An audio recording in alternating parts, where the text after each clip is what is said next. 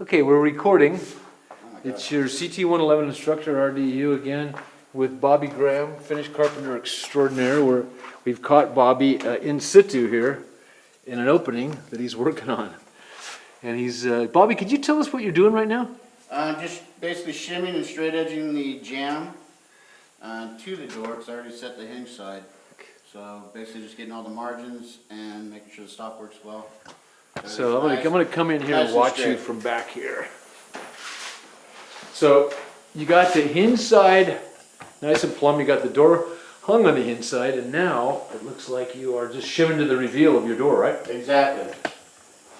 Yes, which makes all the sense in the world, because what we really care about is that reveal, which Bobby's Yeah. calling a margin, same Yeah, thing. Good Reveal, margin here. It's a margin. little tight at the very bottom.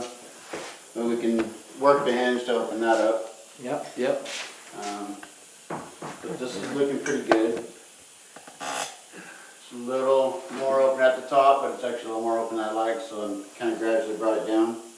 But it's pretty even. Just a couple more shims here and we're good to go. Yeah, and your head reveal looks good. Like, I imagine one shim in the middle and that'll come down right. Yep. It's tight. And then we'll do some, I'll have John make some rippings and we'll infill that. So that the drywall guys aren't trying to nail the air. Right.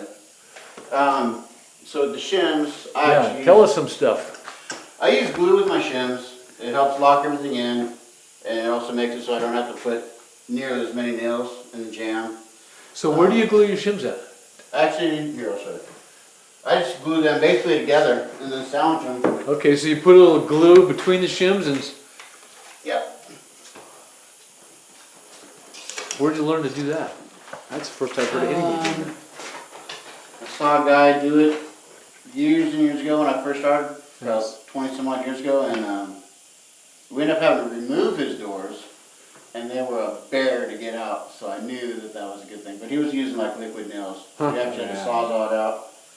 Wow. Yeah, they would not come But out. it keeps your shims from slipping around, right? Yeah. And in a door like this, where we don't have casing to lock the jamb to the door, So we want to have a lot of shims in it so it doesn't rattle. Right. Otherwise you'll end up cracking the drywall. and then are you setting these you're setting these with finish nails, right? Yes. Okay. Not screws. If I do use screws, I use them even with the finish nails, I have like 4 finish nails in the pockets Right. to secure the door right at the hinges. But yeah, I don't like using screws. They kind of leave too big of holes. Even with the trim head screws. Yeah. Yeah, I've been kind of going back and forth on wanting trim head screws and jams, but They interior can- doors, if they're nailed with using a 15 gauge nailer, Yeah. 16 gauge nailer, but anyway, that's a 2.5 inch nail. Yep, exactly. Yeah, and that should be. That's the way I have nailed Many a literally door. thousands of jams, Right. and they're still opening and closing. So Still working. did something right. But I like you clamping your straight edge / level to the jam there. I like that. Yeah, that was Schieffer, Bob Schieffer. I think they actually wrote the door on door hanging. Wrote the book on door hanging, excuse me. Really, guy named Yeah, Bob literally. Schieffer? Yep, the Schieffer family. Bob Schieffer was the old man. Did a lot of stuff in the valley, worked for Kane when I was there. And then there was the 2 Schieffer brothers, the sons. And that's all they did was hang doors. So, got a lot of tricks from them. You get a few chops down from that. Yeah, I bet. so I just kind of tried to watch and learn. Yeah. Well, that's And, how. I think that's certainly how I did.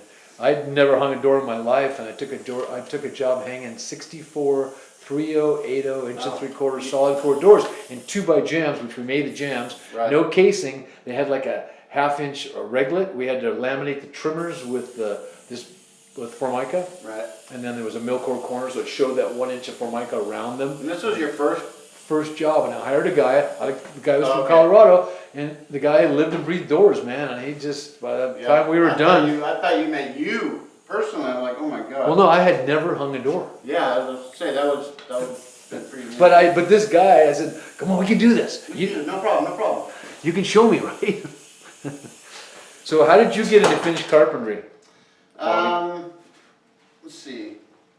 I guess I got into trades. Part of my grandfather was a contractor, and also worked in the film industry. Where, here or LA? In LA. He basically developed all of Chatsworth and Granada. Yeah. And then he did. I went to North Hollywood High. Did you really? Yeah, graduated in '66. Yeah. My dad graduated in '69 from Oxnard, and his dad I don't know. But So your grandfather was a my carpenter. grandfather's a carpenter.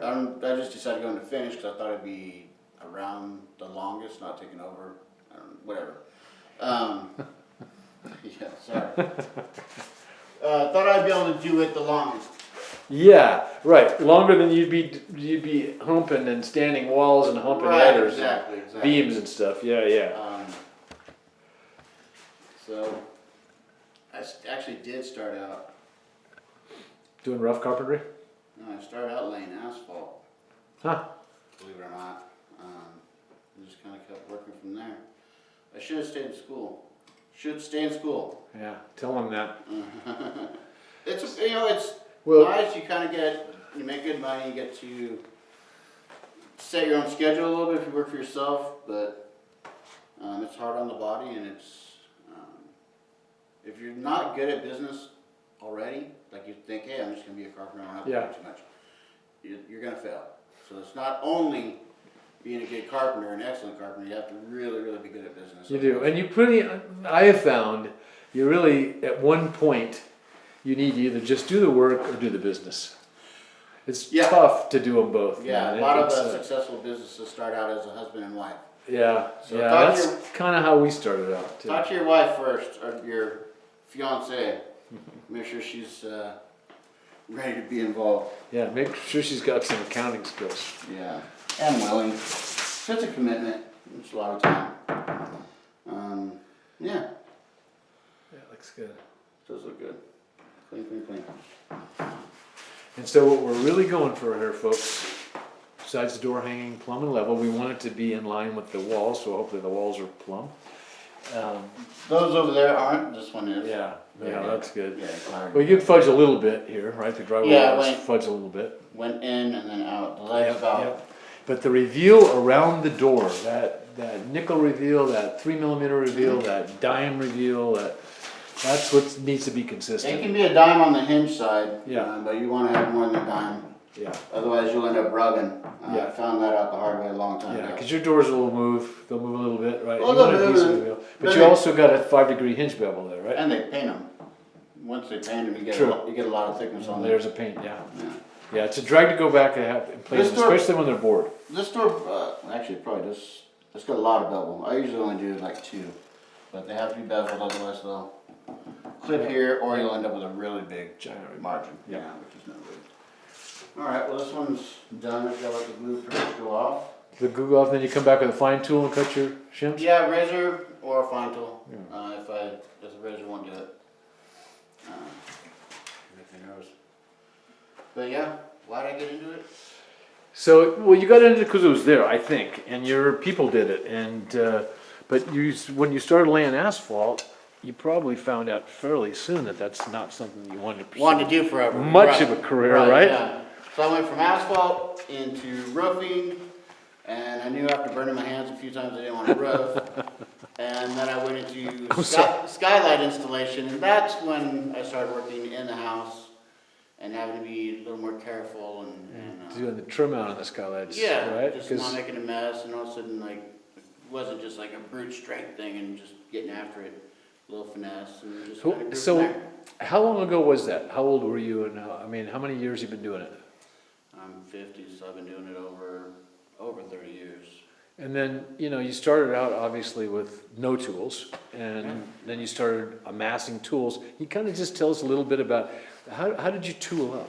What did you start getting, and why? The first thing I did was I got a skill saw from your nearest pawn shop. Doesn't matter if it's beautiful or not, just get the skill Yeah, saw. that 7¼ worm drive that everybody's got. Yep. Go to Sears, get your nice hammer, good wooden handle hammer.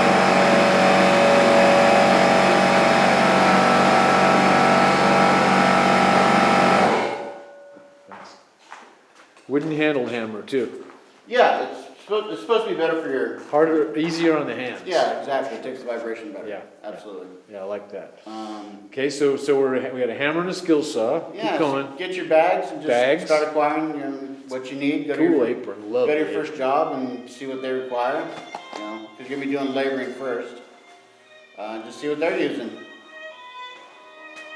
Oh, Bradley, perfect timing. I had to tell him something. Hey, let me call you back, okay? What was it? What did I mention to you? Oh, when can you start that job? Spencer I'm House. gonna grab some water.